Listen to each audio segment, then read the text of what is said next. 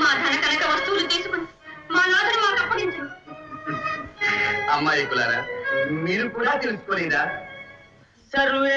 సర్వేశ్వరుండగు శౌరికింకరు చేయు ధనమున్నదే భక్తి ధనముగాక సర్వోపగతుడగు చక్రిబంధి చెడు బలమున్నదే భక్తి బలముగాక సర్వభోక్తను జలజాతాక్షుదనించు ఫలమున్నదే భక్తి ఫలముగాక సర్వజ్ఞుడైన కేశవుని మెప్పించెడు విజయున్నదే భక్తి విజగాక సర్వవరదు